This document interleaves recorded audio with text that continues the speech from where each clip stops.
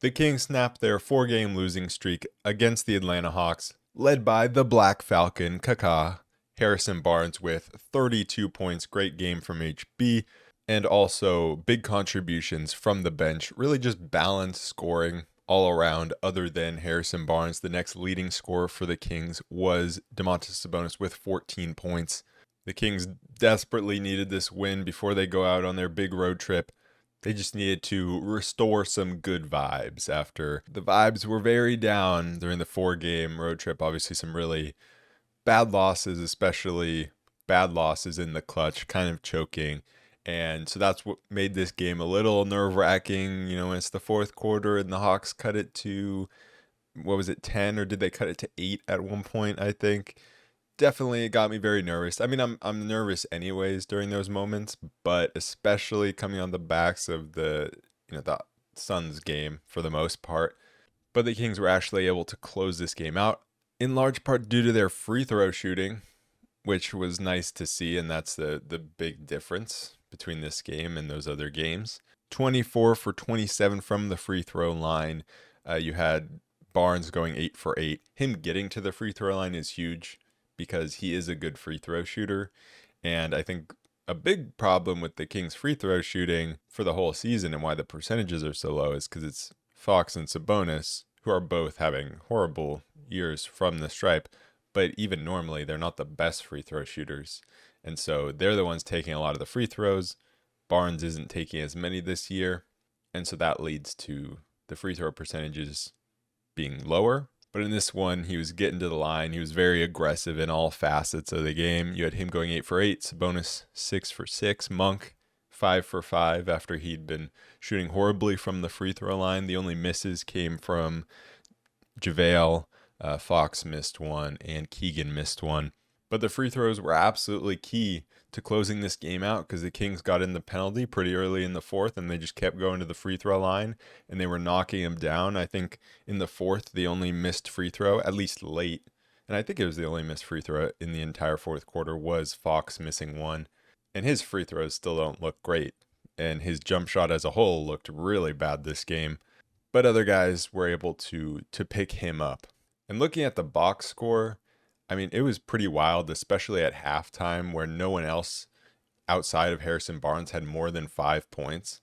And so it's great that we find different ways to win a game, right? It's not just Fox and Sabonis carrying the load or even Keegan or Herter going off for 3. Like, we're finding a different way to win, and that's key, especially in the regular season. But this isn't the huge win that is totally instilling confidence in me. It's the Trae Youngless Hawks, and they've beaten some good teams. DeJounte Murray has been great in terms of scoring the ball. He hit back-to-back game winners.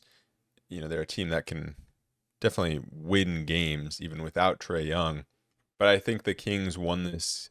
They won this game in a way that we don't normally see them win it. And again, that can be a good thing and it can be a bad thing. And it's a good thing because you want to be able to win in different ways, or it's not necessarily a bad thing, but it's just, it doesn't instill a bunch of confidence in me because we still haven't seen the Kings win looking like themselves and doing it the normal way they do it in quite a while. And so obviously, shout out to Harrison Barnes, shout out to all the bench guys. But what is going on with De'Aaron Fox? Obviously, we didn't need him, but 5 for 16. 0 for 5 from 3. He's been shooting the 3-ball well, even when he hasn't been able to score in other ways. But in this one, his 3-point shot was off. He finished with 12 points, but his jumper looked horrible. There were a few times he got inside, and like we know he can, and I feel like he should be doing that more. I feel like he can be getting inside more, but he was settling for a lot of jumpers, and he was just way off in terms of his jump shot. I think he only made 1, maybe 2 jumpers the entire game. And so he hasn't looked good at all. He's also not creating for others very much. And yeah, so he's looked so off for the last month and a half. He's had a few good games mixed in there, but at some point he will turn it around. Just hoping it's kind of sooner rather than later. And we saw the Kings got a big lead. They started off the third quarter really well after a great first half. they got the lead up to 24 points. And then it felt like in an instant that was just down to 10 points. And that's been a big problem for the Kings, is getting loose with big leads. And you can just see it in the way they play on both ends. Like there is an instant. There's one possession where you can point to and be like, that is the possession that they just got so loose and stopped playing the way that they were to get them to that point. And it started with an offensive rebound from the Hawks. Then Fox comes down and turns it over, like the most predictable turnover of all time. And the Hawks went on a run. And I think it's just, if that is a better team, they are going to come all the way back. And I mean, that's what we saw with the Suns, obviously, and we've seen it with other teams. Just the Kings not having that killer instinct. And I think a large part of it, especially in this game, is De'Aaron Fox not really looking like himself. And the Hawks were going to make a run, and it was just about the Kings' ability to respond to that run. And usually the guy that's going to respond is Fox, but he wasn't able to do that. But the guy who did respond, it took a while, but eventually the response came, and it was Keegan Murray, who was huge in stopping that big run by the Hawks in the third quarter. He got that big offensive rebound, dunked it right on a couple Hawks, and then he hit a three.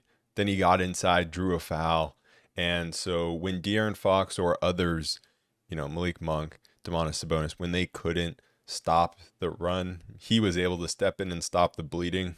And I think that's a really good sign, because we need him in the future and now. But I mean, we need him to evolve into a player that can be one of the top guys that can just step in when the other team's making a run and stop the bleeding. The first half was great. Obviously, Harrison Barnes coming out on fire. The defense was pretty good, solid rotations. They weren't giving up anything easy inside. Definitely got lucky with the Hawks just clanking 3 after 3. And eventually that kind of corrected for the Hawks in the second half, and they ended up shooting 35%. But they were forcing guys like Jalen Johnson and Saddiq Bey to be the ones shooting the threes for the most part. And that's a pretty good game plan. Like, those are guys that can hit threes, but Saddiq Bey lately has been horrible, and Jalen Johnson's not the best 3-point shooter.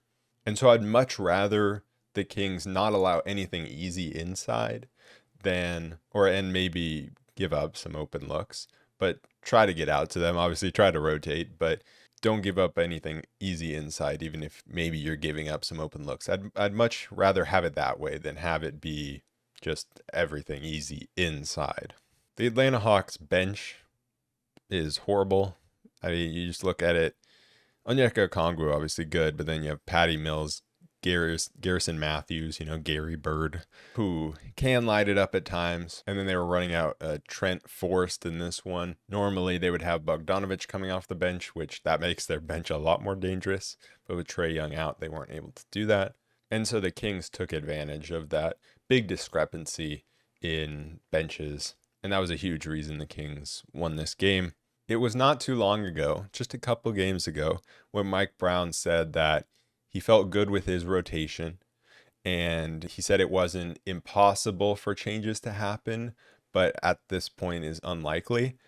That went out the window real quick, because in comes Davion Mitchell as one of the first subs along with Malik Monk. Then you have JaVale McGee coming in, and so he just went deeper into the bench. And for some reason, JaVale got the minutes over Alex Len. And Davion and JaVale, they gave good minutes. So I want to start with that. They gave really good minutes. But we've seen this before. We've seen them give good minutes before. It's just not consistent with them. And I would love for it to be consistent, but I just don't believe in it. One game isn't making me believe. And so I don't really understand why we changed the rotation. Like, I get we just lost 4 games in a row, but that's not because we're playing Alex Len over JaVale McGee. That's not because maybe Keon Ellis is getting a few minutes as the backup guard. Like, that's not why we were losing. And so great contributions for them in this game. And if they can continue that going forward, then great. But I'll believe it when I see it, pretty much. Because even in this game, the offense stagnated when Davion Mitchell came into the game. And it's because the Hawks can sag so far off of him. And so that doesn't really allow the Kings to run their normal offense. And that just puts a lot of pressure on Malik Monk to create out of the pick and roll. And he turned it over twice really early on. And then Fox, wasn't hitting anything. And so that's why the Kings weren't able to generate a very big lead in the first quarter. But they were still able to get a lead. And Davion was making contributions on both ends. He got an offensive rebound. He was defending well. Very good rotations from Davion. And then in the second quarter, Malik Monk, his decision making was amazing. He was just looking guys off, making pass to the other corner, open three. He was generating so many open looks, and that was great. But I just think it puts too much pressure on Malik Monk to create everything with that bench unit when you have two non-spacers out there, especially when JaVale comes in.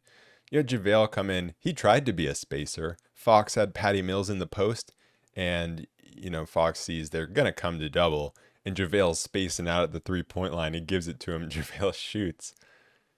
Like, why? What are we doing? I think that was the only weird JaVale McGee play. So only one is not too bad. But that's kind of the problem, is you just don't have a lot of space out there when you have two non-spacers. I liked what Davion did in terms of going to the rim. Like when guys were sagging off him, he would catch the ball and then just immediately he was going to the rim. Like he bricked a three, and then the next time he caught it, he just went straight to the rim. And so he's collapsing the defense, but the problem is he's just not a great finisher. He got blocked a few times. That one in transition was tough. Like, we know he's got hops and he can dunk that thing. I mean, he just needs to go up with the ball harder and really just go hard at the rim, because or else he's just too small and he's getting blocked. And so despite the positive contributions, I just don't think that can be the long-term rotation. And then moving on to JaVale McGee, like he was providing a positive positive contributions as a lob threat. His rebounding was good. His rim protection was good. And JaVale's the guy that could possibly be part of the rotation, but it's just sometimes his decision making isn't great. But if he could correct that, then he can totally be part of the rotation as the backup center over Alex Len. But again, it's just, I'll believe it when I see it. He's been in this league how long? Like 16 years. And I mean, his decision making has gotten better, but it's still, he's kind of known for not great decision making. And so I don't think that's going to just change in his 16th or whatever year. It was just kind of the game of good performances that I don't believe will continue. Like if Harrison Barnes can continue, obviously not 30 points a night, but if he can continue to get to the free throw line, and he was just abusing Sadiq Bey, and that's great. And if he can abuse those mismatches, he's obviously still knocking down threes, but if he can continue to score inside, then that's amazing for this team. If Davion can keep doing what he's doing, if JaVale can keep doing what he's doing, then this team becomes like the peak team that we thought was possible in the off season. But I just don't believe that will be the case. I think the only real negative from the first half was the defensive rebounding, and the Hawks are a good offensive rebounding team because they have Clint Capella and Jalen Johnson as well, Onyeka Okongwu, and so those guys are super athletic, super big, so they're going to get on the glass, especially when they're just bricking three-point shot after three-point shot. Like, it's a lot of opportunities for rebounds. So could the Kings have done a bit better? Sure, but it's not that big of a deal. It's just kind of something you're going to have to live with when you're playing the Hawks and they're just bricking threes, because that just creates those long rebounds. So 13 offensive rebounds off of 57 missed field goals. I mean, that's fine. The Hawks ended up shooting 38.7% from the field in this game. So they almost had the same field goal percentage as 3-point percentage. Their finishing was horrible. The Kings had really good rotations to stop Clint Capella from getting anything easy inside. Clint Capella went 4 for 10, and they fouled him a few times to prevent easy buckets. He went 3 for 4 from the line, but that was the right game plan. They totally went away from Clint Capella late in this game, and that helped them a lot because there was just more space out there. Also, when Onyeka Okongwu was in there, he was just making better decisions than Clint Capella was. In talking about those better decisions, there were a lot of them to be made because the Kings started blitzing DeJounte and in the fourth quarter, and it really was not working at all because either there would be a foul call, there was a blocking foul on Sabonis, or DeJounte was finding a way to get the pass to the middle of the floor. So he'd get it to Onyeka Okongwu, and then Okongwu was hitting open shooters from there. Garrison Matthews hit 2 corner threes, and they were just getting open looks. Sadiq Bey was getting some open looks. And then the fourth quarter was the worst defensive quarter for the Kings by a lot. They allowed 38 points. Next was the third quarter with 29 points. A far cry from the 40-point first half that the Hawks had and that the Kings limited them to. Because it felt like in the first half, the only guys that could score were DeJounte Murray or Bogdan Bogdanovic. And then Clint Capella was getting inside a little bit. But like I said, they were limiting him pretty well. And just there was no depth for the Hawks. So the Kings just kind of had to survive those starter minutes, get, a little bit of a lead and then survive and then just destroy their bench. But then the problem, obviously, in the fourth is the Hawks are obviously playing all their starters or Onyeka Okongwu or the guys that were contributing, Garrison Matthews. They figured out what was working and the Kings just couldn't stop it. And there were a few things the Kings tried to do to stop the Hawks. So one was putting Keegan Murray on DeJounte Murray. And I didn't understand that adjustment at all because every time Keegan got switched onto DeJounte throughout the game, he was getting cooked. DeJounte was right by him. It just was not working. And so I don't know why the Kings decided that was the adjustment. It didn't work at all. And DeJounte was going right by him. I mean, I think Fox is the clear better option there just to keep up with DeJounte and bother him. But then a few times the Kings went to a zone look. And that didn't really work because the Hawks were able to just kind of abuse whatever matchup they wanted. And it especially didn't work when I think they were in a zone look, but the possession happened so quickly that I'm not really sure. But pretty much Barnes and Fox switched, I think because Barnes was at the top of the zone. I think that's why they switched. They switched so easily. And that's another thing. The Kings allowed DeJounte Murray to get whatever switch he wanted too many times. But on this one, you don't switch Barnes onto DeJounte Murray. Like, that's just a horrible, horrible idea. I was literally just yelling from my couch, why would you give that switch? And then Barnes has to back off because he's Harrison Barnes. He can't keep up with DeJounte Murray. And DeJounte just rises up, walks in and rises up straight into a three that he'd been hitting all game.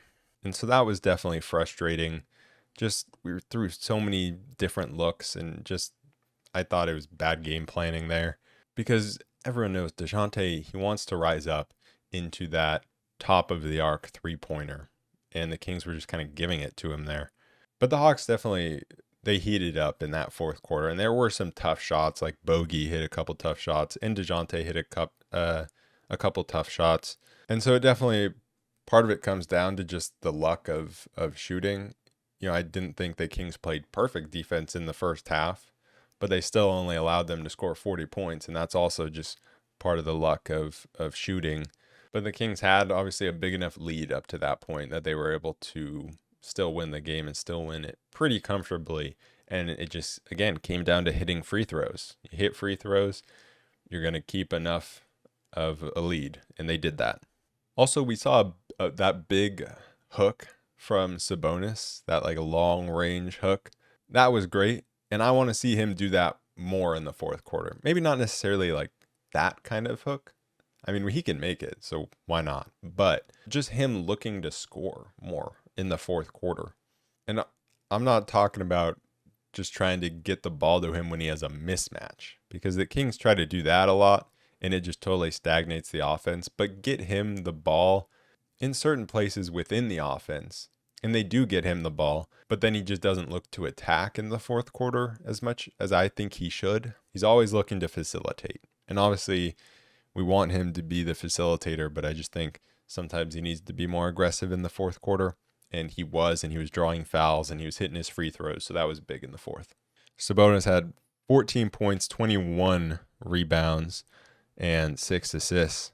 For a large part of this game, you had like Sabonis on 4 points and Fox at like 4 points or 6 points as well. And it was just very odd to look at this stat line. Like Sabonis had 4 points and 18 rebounds. It's just very odd.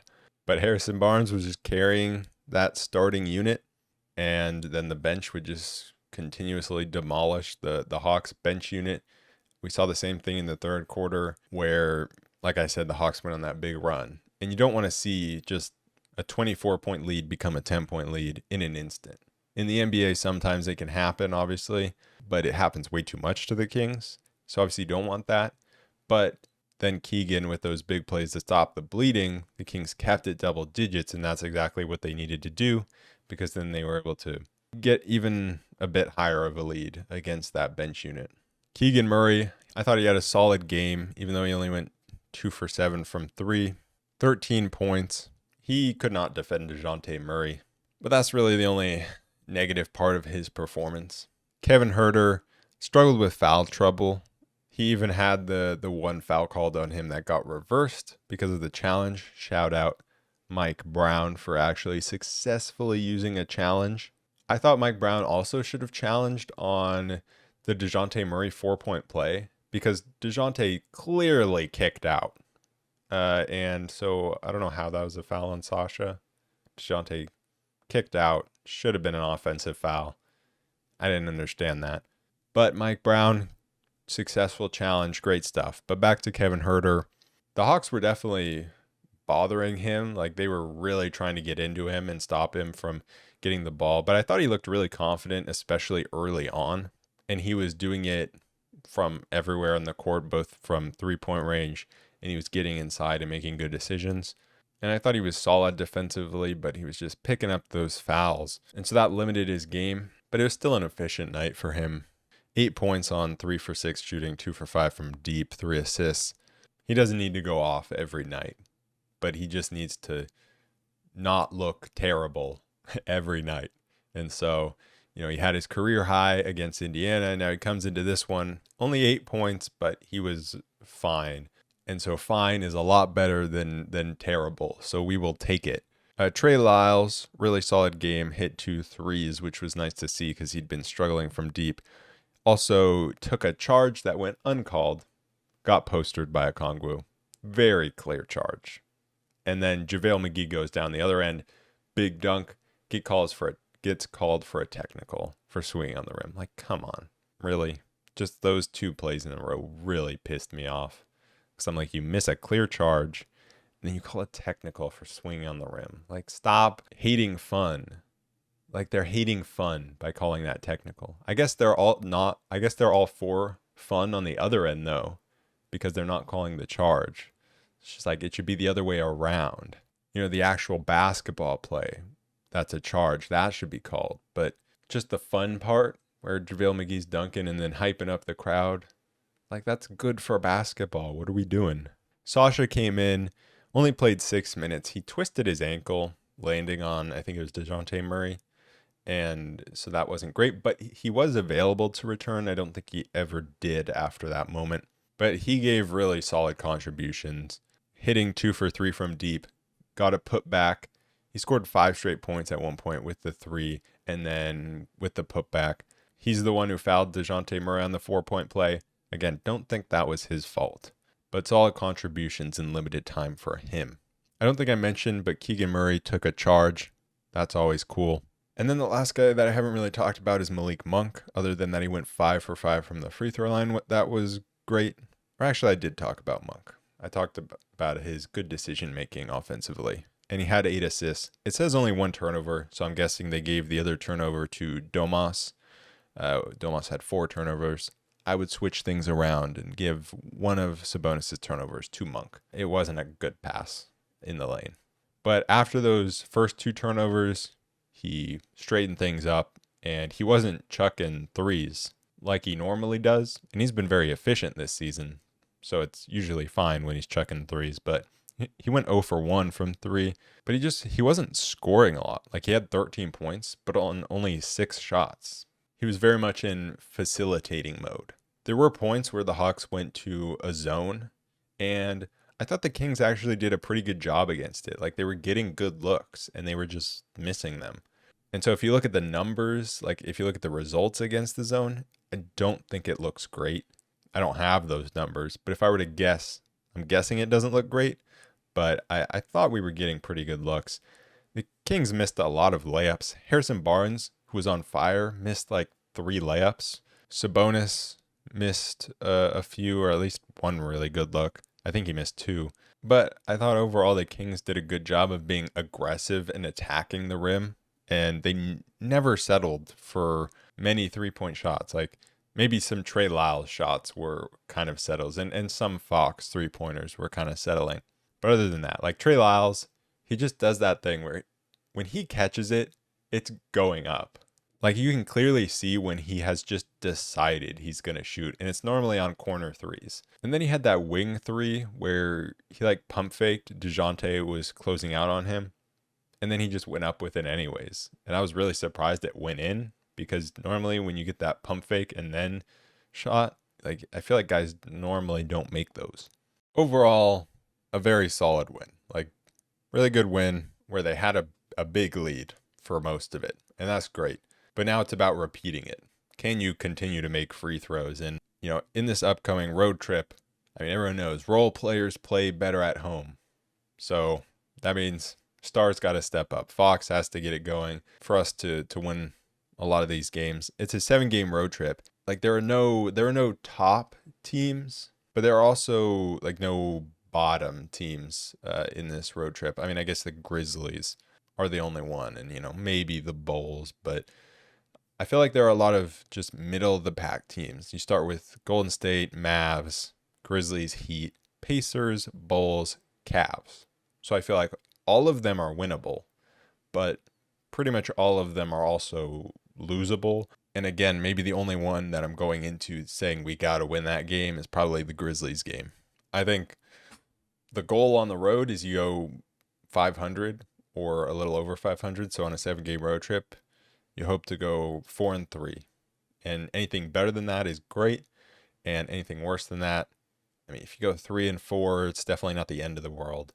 But anything worse than that is bad. What I don't like about going on the road is all these early start times, though. 4 o'clock, 5 o'clock, 4:30. I hate that. If the role players can produce even half of what they produced in this game against Atlanta, then that's going to make the Kings just so much better. And so hopefully that happens. I have a feeling it probably won't. But our next game, like I said, against Golden State, it's on national television. It's on TNT. The Kings are 1-2 this season against the Warriors, with that one win coming in the big in-season tournament group play finale with the Malik Monk game winner. The Warriors have not been playing well at all. They've lost to Memphis, then they lost to Milwaukee, got a win against the Bulls, lost to New Orleans, and lost to Toronto. They will be on the second night of a back-to-back, as often happens. The team that just played us at home, when we were at home, they then go to Golden State. So the Hawks are playing in Golden State on Wednesday, and then we will go play in Golden State on Thursday. Every single game against the Warriors this season, the Kings have just come out and just played just the dumbest basketball imaginable. And so my hope for this game is they just play smart and they don't play super loose. They don't turn the ball over. Because against teams like the Pelicans, we would just get outplayed, right? But against the Warriors, in all 3 games, we just start out by just beating ourselves for no reason. I don't know what it is. Obviously, we came back in the last one, but let's not dig ourselves into that big of a hole again. That would be nice. So anyways, that is it for this episode of The Roll Report. I will be back on Thursday after the game in Golden State. So I will see you guys then. Peace.